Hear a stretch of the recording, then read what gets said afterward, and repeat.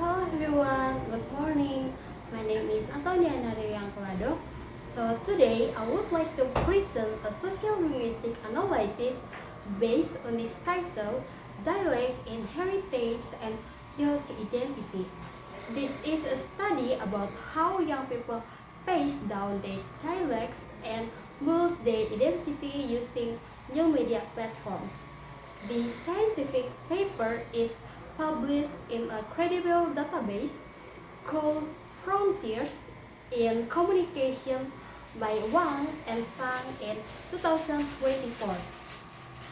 Now, let's move to the next slide to see our outline. Okay guys, this is the presentation outline. Basically, I will guide you through 8 parts. We will start from the background and research objective, then talk about the methodology and key findings like the internet dialect and identity reconstruction. After that, I will give my critical discussion about the weakness and the application in the Indonesian context. And finally, we close with the conclusion and references. Now, let's start with the background. For the first point about linguistic duration, this happens because rapid globalization and urbanization make big cities grow fast. This accelerates the decline of regional dialects, meaning local language are dying out quickly. In the end, it leads to linguistic homogenization where people language become exactly the same everywhere. Secondly, regarding the intergenerational gap, this means traditional transmission channels like families and schools are weakening. Parents and teachers don't teach dialects anymore. This happens as youth shift towards standard or global language because young people today prefer to speak national or English language instead. However, we see an interesting cyber phenomenon.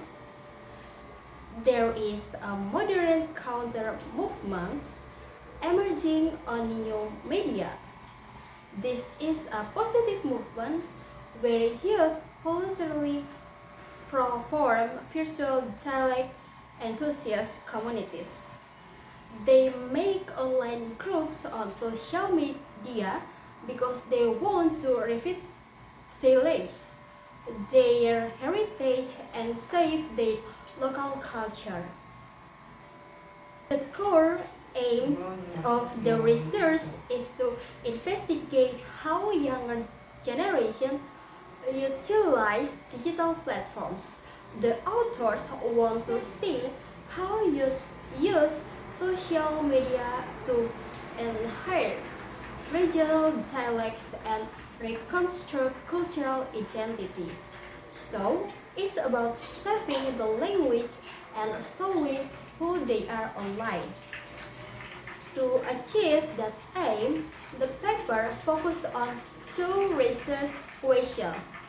First, how do youth transform traditional spoken dialects into creative online media content? This means how do they change old spoken words into cool videos or memes? Second, how do online interaction inside cyber communities reshape their sociolinguistic identities? This means how does talking in online groups change the way they see their own identity? For the research design, the study used qualitative sociolinguistics. This means the study does not use math or numbers, but it focuses on deep social meanings, text, and human behavior. The primary method used here to code lithography or internet-based digital ethnography. This is a method where the researchers study a human community, but they do it fully online by observing how people behave on the internet. And to get the data corpus, the researchers did a continuous observation of textual message and virtual communication. They spent a long time reading group chats, looking at digital multimedia contents like video clips, and analyzing symbolic interaction like emojis used inside the new media dialect groups. Lastly, their analytical focus is on language register variation and code choices. They look at what kind of words the youth choose online, and they try to find the hidden symbolic socio-cultural meanings behind those language choices. The first finding is about linguistic hybridization. The study showed that youth do not merely achieve old, rigid dialects. They don't just copy-paste the boring old grammar. Instead, they adapt them by creating a specialized internet dialect, which is a brand new, modern style of language. The core features of this internet dialect include merging traditional local vocabulary with contemporary cyber slang and shortcuts. So they mix all village words with internet typing shortcuts and viral pop culture memes to make it funny. And the linguistic function of this mix is very useful. It increases the pragmatic flexibility and coolness factor of the local tongue. It makes the local language feel modern and cool. This changes the dialect, making it highly likely compatible with digital texting constraints, so it is very easy and fast to type on smartphone screens. The second findings about the stigmatization, this process successfully shifts the social perception of regional dialects.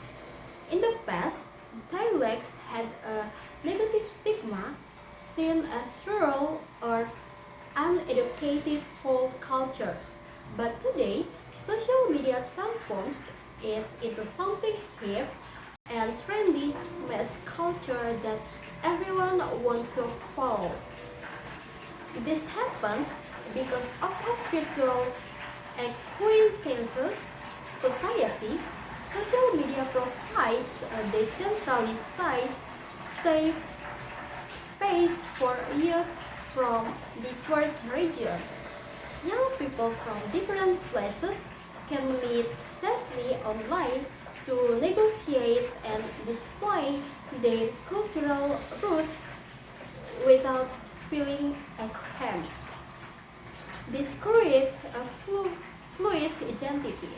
This modern movement allows the younger generation to seamlessly navigate between a modern globalized identity and a localized ethnic identity.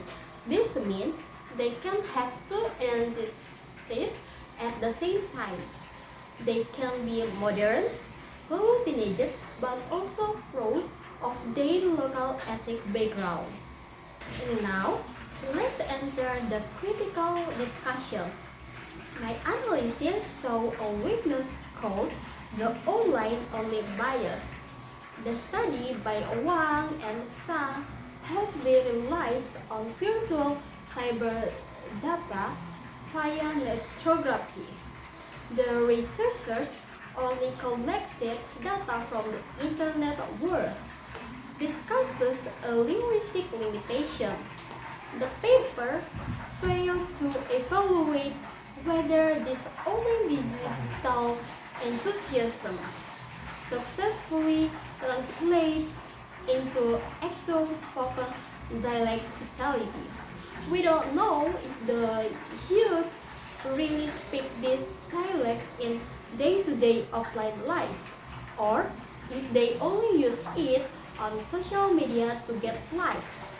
So, there is a clear resource gap because there is a lack of physical field work to cross check the subject's real world speech habit. The authors did not go to the real world to check if the subjects actually speak the language with their families offline.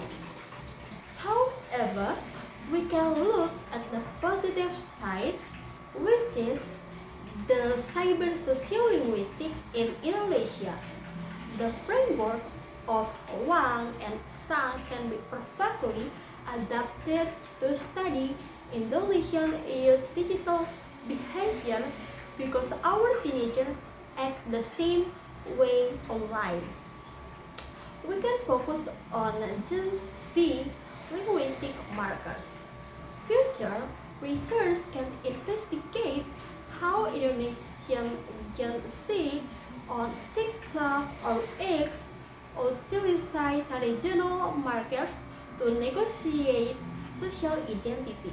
We can analyze how our teenagers use local language style to show their social status online. We can find many local examples today. For instance, the digital use of Japanese like markers like rek or chuk on X, Sudanese humorous meme templates on Instagram, and modern English Indonesian could missing like bahasa anak jaksel on TikTok. These are real examples of the internet dialect phenomenon in Indonesia. Okay, now to include, let's look at the concept of a linguistic incubator. This study proved that new media acts as a dynamic linguistic incubator rather than a static digital museum. Social media is not a tied place to save all the words, but a live place where language can grow and change. This creates fluid boundaries for culture. Youth identity is no longer rigidly restricted by geography.